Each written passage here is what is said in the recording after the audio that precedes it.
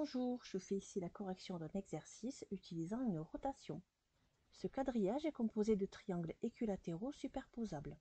Je dois construire l'image F1 de la figure F par la rotation de centre O et d'angle 120 degrés dans le sens horaire. Donc pour faire cela, je vais construire les images des sommets de la figure F. J'ai choisi ce premier sommet. Je trace le segment qui joint ce sommet au point O. Je sais que l'image du point O par une rotation de centre O, c'est le point O lui-même. Maintenant, je vais construire l'image de ce point-là. Je sais que tous les triangles équilatéraux ont des angles qui mesurent 60 degrés.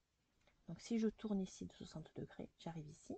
Mais 60 degrés, ce n'est pas suffisant, parce que moi, je dois tourner de 120 degrés dans le sens horaire. Donc je continue, je tourne encore de 60 degrés. J'obtiens que l'image de ce point rouge, par la rotation de centre O et d'angle 120 degrés, c'est le point orange qui est là.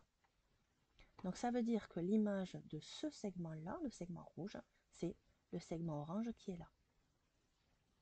Je vais continuer, je vais le faire pour un autre sommet. J'ai choisi celui-là. J'ai tracé un deuxième côté. Je vais construire l'image de ce point-là par la rotation considérée. Ça va me permettre de trouver l'image de ce segment-là. Donc ce point-là. Pour trouver l'image, ce que je peux faire pour mieux visualiser les choses, c'est tracer le segment qui joint le point O à ce point. Et ce segment-là, je vais le faire tourner autour du point O d'un angle de 120 degrés dans le sens horaire. Si je tourne de 60 degrés, j'arrive ici. Je continue encore de tourner de 60 degrés. J'arrive là. Donc ça veut dire que l'image de ce point-là, c'est ce point-là.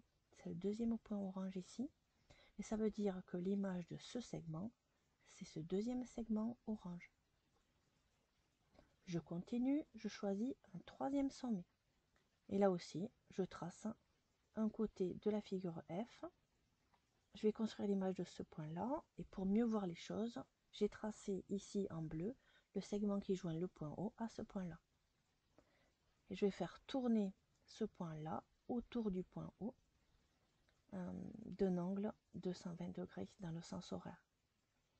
Donc je tourne une première fois de 60 degrés, je continue mon déplacement, je tourne de 120 degrés. J'obtiens que l'image de ce point-là, c'est le point orange qui est ici, et que l'image de ce segment-là, c'est ce segment orange.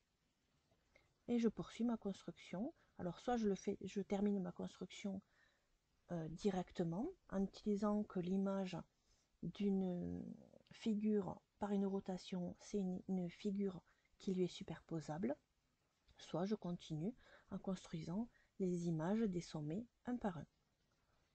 Donc l'image de ce segment rouge, c'est ce segment orange. L'image de ce segment rouge, c'est ce segment orange. Et je termine avec le dernier côté. L'image de ce segment, c'est ce segment-là.